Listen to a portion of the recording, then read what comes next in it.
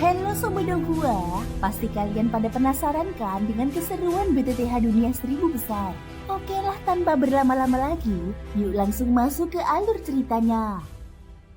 Di episode sebelumnya, setelah kehancuran Gunung Luoling, Xiaoyan muncul semakin dominan dengan kekuatan dan fondasi kultivasi yang melonjak tajam. Peristiwa ini menjadi peringatan besar bagi pavilion pembakaran dupa yang kini memusatkan perhatian kepada kompetisi Sekte Swan Santian dan ancaman reruntuhan mendatang. Di tengah ketegangan antar murid, aura Xiaoyan yang semakin stabil dan berbahaya membuat banyak pihak waspada. Dengan api suci yang kian terkendali, dia pun memasuki gua kultivasi tingkat tinggi, menandai awal fase penting yang akan menentukan arah kekuatan di masa depan. Ayo berangkat, seru Xiaoyan sambil menoleh ke Mu Feng, Mu Yingying, dan Ludi yang berdiri di belakangnya. Adapun Xiaoyi, dia tidak diizinkan masuk. Bagaimanapun juga identitasnya sebagai roh api terlalu istimewa dan beresiko jika ikut masuk. Xiaoyan, kami masuk terlebih dahulu, ujar Kenshin dan rombongannya. Setelah berkata demikian, mereka langsung melangkah menuju ruang batu tanpa ragu. Kalau begitu kita juga berangkat, ucap Xiaoyan pelan kepada orang-orang di sekitarnya. Begitu kata-kata itu selesai, beberapa orang langsung bergerak bersamaan. Jelas terlihat bahwa mereka semua sudah lama menantikan kesempatan untuk berkultivasi di Dongtian ini. Namun tepat ketika hendak memasuki ruang batu, Xiaoyan tiba-tiba berhenti. Mu Feng, Ludi, tunggu sebentar. Keduanya terkejut sejenak dan menoleh ke arah Xiaoyan. Pegang benda ini akan sangat membantu kalian saat menghadapi bencana terobosan nanti, ucap Xiaoyan sambil mengangkat tangannya. Cahaya berkilat sesaat, lalu dua benda misterius melayang ke tangan Mu Feng dan Ludi. Mu Feng merasakan kekuatan luar biasa dari benda itu. Matanya langsung memancarkan rasa terkejut sekaligus bersyukur. Terima kasih atas kebaikan sebesar ini, ucap Mu Feng tulus. Pergilah, jangan buang waktu, jawab Xiaoyan singkat lalu melangkah pergi lebih dulu. Xiaoyan, Mu Feng terdiam sejenak. Di dalam hatinya perasaannya bergejolak. Bantuan sebesar ini jika suatu hari dia membutuhkanku, nyawa ini pun akan kuserahkan. Dengan tekad itu dia segera menyusul. Perasaan Ludi pun tak jauh berbeda.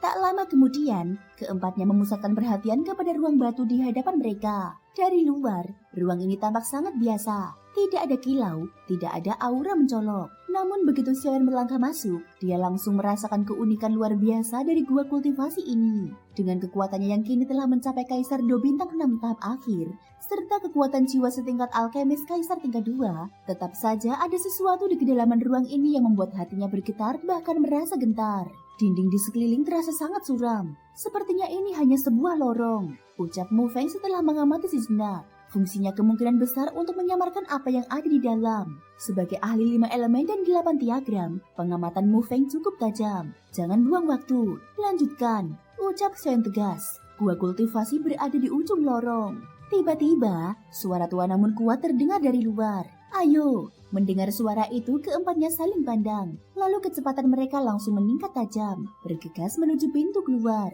Pavilion Feng Xiang terletak di puncak gunung Hua. Seluruh puncak gunung dilindungi oleh formasi kuat wilayah pembakaran langit, dan Pavilion Feng Xiang berdiri di bagian terdalamnya. Alasan Pavilion Feng Xiang begitu dihormati di Swan Santian adalah karena keberadaan 3 teknik tempur tingkat tinggi di aula langit, bumi, dan manusia. Bagi banyak sekte, bahkan kerajaan, teknik tempur tingkat tinggi adalah harta yang tak akan diperlihatkan sembarangan, apalagi diwariskan kepada orang luar. Namun Pavilion Feng Xiang berbeda. Selama resmi bergabung, siapapun berbakat atau tidak memiliki kesempatan untuk mempelajarinya. Jika berhasil, teknik itu bisa langsung dikuasai. Jika gagal, setidaknya seseorang akan mendapatkan pemahaman berharga dari lingkungan Pavilion Feng Xiang. Dan selain itu, ada pula gua kultivasi.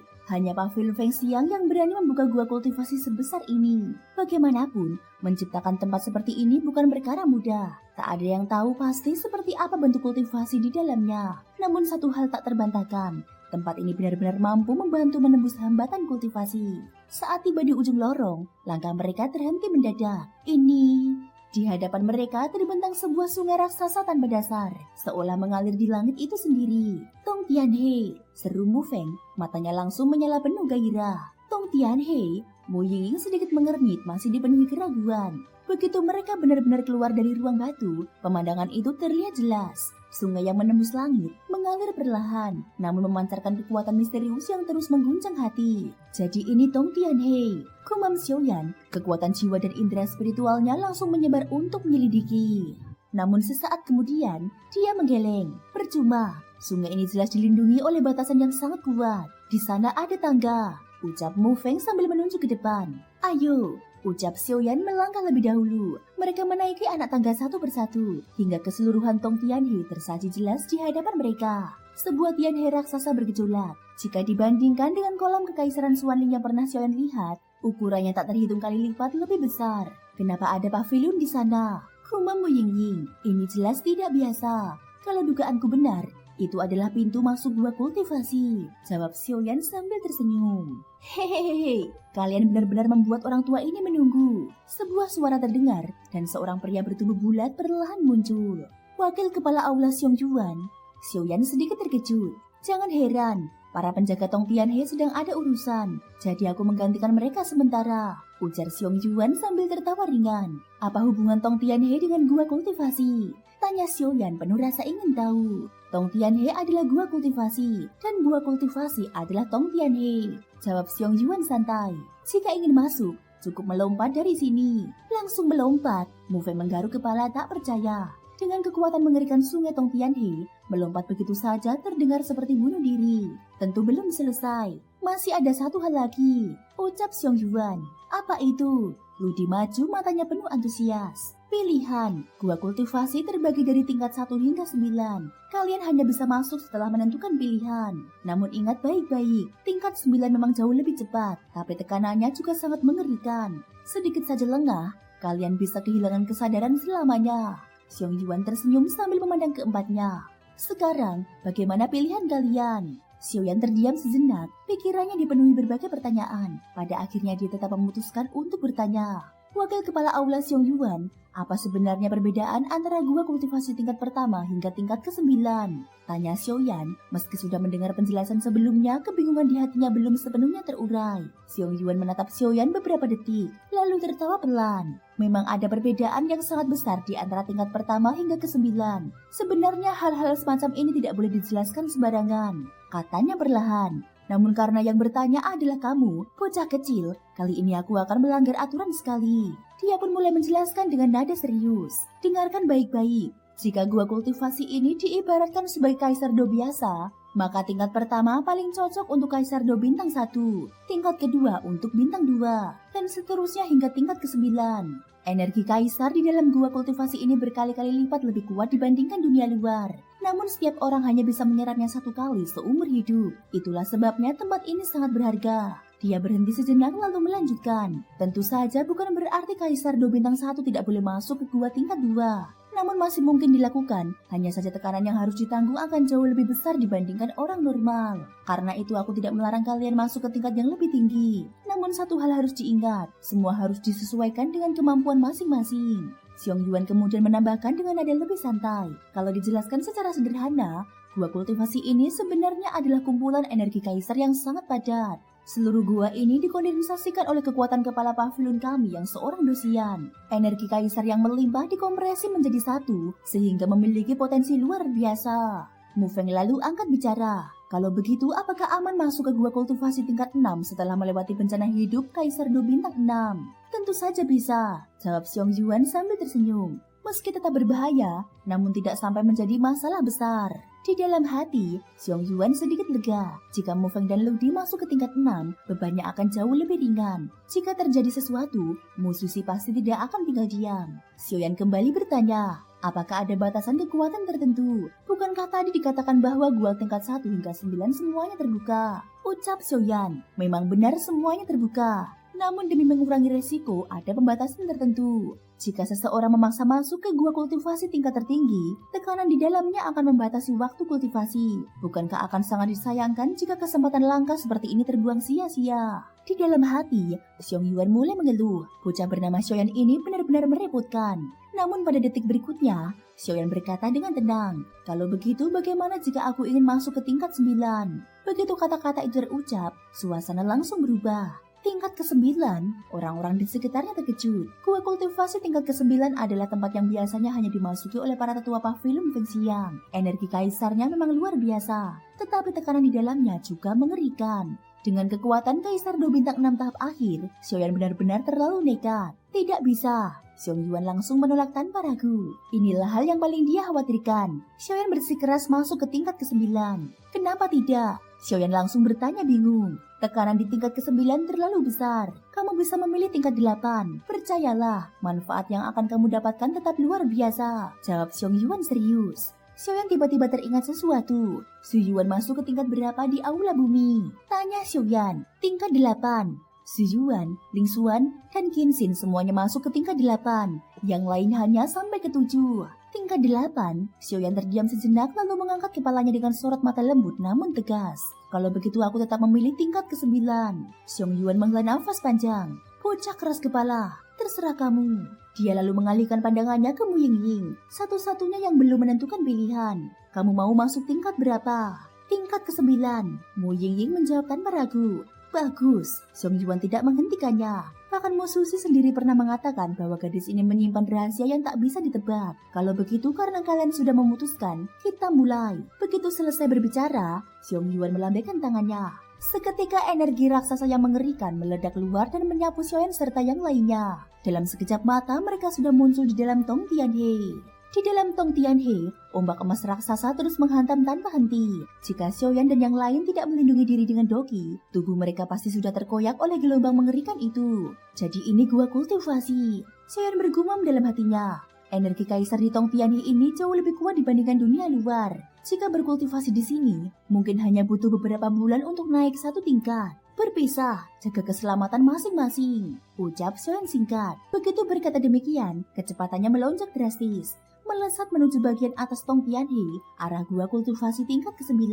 Tak diragukan lagi, tingkat ke-9 adalah yang terkuat. Namun tekanan yang harus ditanggung juga tak bisa diremehkan. Arus Tong Tianhe bergolak hebat. Setiap aliran air sepenuhnya terbentuk dari energi kaisar paling murni. Skala sebesar ini jelas hanya bisa diciptakan oleh seorang dosian sejati. Xiaoyan bahkan merasakan jejak kekuatan hidup dan mati di dalam energi tersebut. Pantas saja rumor itu beredar. Ini adalah kekuatan yang terbentuk dari pemampatan energi hidup mati dan energi kaisar. Tidak heran tubuhku terasa sakit, namun kekuatanku juga terasa meningkat berkali-kali lipat. Dengan menghadapi tekanan yang nyaris menghancurkan tubuh, Xiaoyan terus maju, menembus arus dahsyat Tong Tianhe. Sementara itu, di paviliun, selain Xiong Yuan, dua orang tua lainnya muncul. Sulau, kelihatannya kamu sangat menyayangi murid berhargamu, ujar Xiong Yuan. Lalu kenapa? Jawab Sulau sambil tersenyum. Sejak berdirinya pavilion Vexiang, bocah ini adalah yang pertama memiliki bakat spiritual sepertinya. Di masa depan, dia akan mewarisi ajaranku. Kalian berdua jangan serakah. King Lao pun muncul sambil berkata, bocah ini memang luar biasa.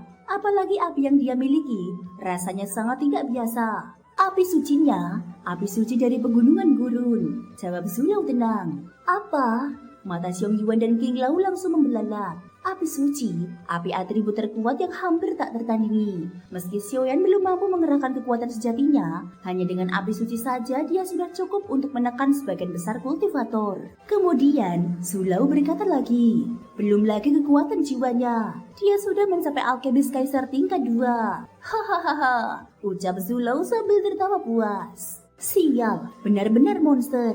Kumam Xiong Yuan, jika sebelumnya Kaisar 2 bintang 6 saja belum cukup mengejutkan, maka api suci dan alkemis Kaisar tingkat 2 sudah lebih dari cukup untuk membuat mereka memandang Xiaoyan dengan penuh kekeguman. Tampaknya bocah bernama Xiaoyan ini benar-benar luar biasa.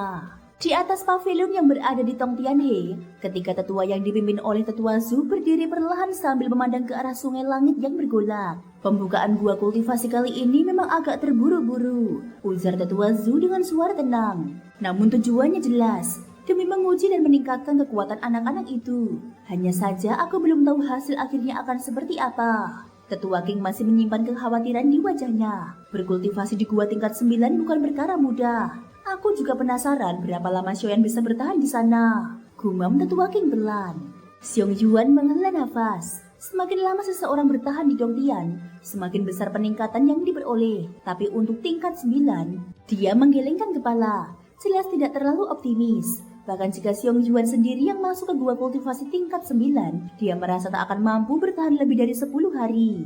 Aku ingat terakhir kali ada orang yang masuk ke tingkat 9, kata tetua Zhu perlahan. Mereka paling lama hanya bertahan 5 hari. Dia lalu menatap Tong Tianhe dengan sorot mata serius. Jika bocah itu tidak punya sandaran khusus, maka masuk ke tingkat 9 hanya akan membuang-buang kesempatan. Meski tetua Zhu mengetahui bahwa Xiaoyan menyimpan banyak rahasia, Tong Tianhe tetaplah tempat yang ekstrim. Apalagi Xiaoyan langsung memilih gua kultivasi paling kuat. Mereka pun tidak benar-benar yakin dia bisa bertahan lama. Energi Kaisar Langit ini semakin menipis dari waktu ke waktu. Lanjut tetua Zhu, jika kepala pavilion kembali nanti, dia harus mengisinya sendiri. Kalau tidak, Tong Tianhe bisa habis dalam waktu dekat. Xiong Yuan tersenyum kecil. Baiklah, saatnya kita pergi. Setelah giliran anak-anak ini selesai, kita juga harus bersiap menghadapi reruntuhan yang akan terbuka setengah tahun lagi. Kesempatan seperti itu terlalu langka untuk dilewatkan. Kedua tetua lainnya mengangguk serius, lalu ketiganya segera meninggalkan tempat itu. Sementara itu, di dalam Tong Tianhe, sial, Xiaoyan mengumpat dalam hati. Tubuhnya diselimuti doki, sehingga arus air Tong Tianhe tak benar-benar membasahinya. Namun dia segera menyadari satu hal, gua kultivasi tingkat 9 berada di puncak Tong Tianhe, dan setiap langkah yang dia ambil membuat tekanan meningkat berkali-kali lipat. Tekanan itu tak terlihat dan tak berwarna, namun beratnya luar biasa. Setiap kali Xiaoyan maju, dia merasa seolah seluruh aliran Tong Tianhe menekan dadanya, membuat nafasnya terhambat dan gerakannya melambat. Saat mencapai area yang sejajar dengan gua kultivasi tingkat 7, tekanan sudah terasa sangat mengerikan. Sepertinya orang itu tidak berbohong. Kumam Xiaoyan, gua tingkat 9 memang kuat, tapi tekanannya sungguh tidak masuk akal. Jika tekanan di tingkat 7 saja sudah sebesar ini, ucapnya sambil menggertakkan gigi. Lalu bagaimana dengan tingkat 9? Di dalam Tong Tianhe, terdapat jenis energi khusus yang disebut Ki Kaisar Langit. Energi ini hanya ada di Tong Tianhe. Berbeda dari Ki Kaisar biasa, Ki Kaisar Langit mengandung kekuatan hidup dan mati. Terbentuk dari pemadatan energi selama waktu yang tak terhitung lamanya. Bagi para kultivator di bawah Kaisar Do Bintang 8, Ki Kaisar Langit memiliki manfaat yang nyaris tak terukur. Siapapun yang mampu memasuki gua kultivasi tingkat tinggi dan menerima tempaan Ki Kaisar Langit, kekuatannya akan melonjak drastis. Terlebih lagi karena energi ini mengandung jejak hidup dan mati, dia akan menjadi fondasi penting bagi pemahaman hukum hidup dan mati di masa depan. Brengsek, Xiaoyan akhirnya tak mau menahan diri lagi. Kekuatan api suci keluarlah. Dalam sekejap api suci meledak dari tubuhnya. Dengan bantuan api tersebut, tekanannya langsung berkurang drastis dan kecepatannya melonjak tajam, melesat menuju puncak Tong Tianhe. Bum bum bum. Energi doki yang ganas berhamburan ke segala arah. Di setiap pusaran energi tersembunyi daya tarik luar biasa. Jika aku menyerap Ki Kaisar Langit sebanyak ini, mungkin aku bisa mencapai kesempurnaan Kaisar Do Bintang 6. Kumam Xiaoyan. Meski setiap tingkat Kaisar Do membutuhkan kekuatan yang sangat besar, Xiaoyan yakin Ki Kaisar Langit di Tong Tianhe ini cukup untuk mencapainya. Masuk dulu, sisanya belakangan. Dengan tekad bulat, tubuhnya kembali melesat ke depan. Di bagian bawah Tong Tianhe, dekat gua kultivasi tingkat 8, ada seseorang yang ingin masuk ke tingkat 9. Zhu Yuan menatap sosok yang diselimuti api menyilaukan itu dengan terkejut. Dia ingin mati. Ling Xuan pun tercengang. Tingkat 9, gila. Baik Ling Xuan maupun Zhu Yuan sebenarnya memenuhi syarat untuk masuk ke tingkat 9. Namun mereka sangat sadar, dengan kekuatan mereka saat ini bertahan 1 hari saja sudah mustahil. Karena itulah mereka memilih tingkat ke-8. Xiaoyan tiba-tiba berhenti. Dia sudah mencapai area tingkat 8. Namun tak peduli apapun yang dia lakukan, dia tidak bisa melangkah maju lagi. Sial, kekuatan jiwanya meledak keluar, menyelidiki area di depannya, menghalang. Dalam sekejap dia menyadari rahasianya. Biar aku saja, suara Mu Ying terdengar lembut. Xiaoyan menoleh, lalu mundur tanpa berkata-kata. Boom! Api suci biru menyelimuti tubuh Mu Ying. Dia mengangkat jarinya dan menyentuh penghalang tak kasat mata itu. Retakan langsung muncul. Masuklah, fisiknya pelan, lalu dia menerobos lebih dahulu. Xiaoyan pun langsung menyusul. Begitu memasuki gua kultivasi tingkat 9, Xiaoyan langsung terkejut. Ruang tersendiri di dalam Tong Tianhe benar-benar ruang misterius. Namun ketika dia menoleh, Mu Ying, tidak ada jawaban. Sosok gadis itu telah menghilang. Terpisah rupanya. Xiaoyan segera meningkatkan kewaspadaan. Kekuatan jiwanya menyebar ke segala arah. Dia menghela nafas pelan. Tidak apa, sekarang saatnya menyerap Ki Kaisar Langit. Begitu dia mantap, kekuatan mengerikan tak terlihat langsung muncul. Bahkan teknik kultivasi di tubuhnya bereaksi dengan rakus. Ruang ini luas tak bertepi. Yang terlihat hanyalah gelombang energi ganas yang terus bergulang. Di balik pusaran itu, Xiaoyan merasakan adanya kekuatan lain yang lebih dalam, disertai kilau warna aneh. Itu Ki Kaisar Langit Tongtian. Seketika darahnya terasa mendidih, bahkan teknik kultivasi di tubuhnya ikut bergetar hebat. Thank you guys sudah mendengarkan ceritaku di episode kali ini sampai akhir. Ikutin terus kelanjutan episode berikutnya ya. Terima kasih buat kalian semua yang udah subscribe, like, dan komennya. Semoga hari kalian menyenangkan. Sampai jumpa dan bye-bye.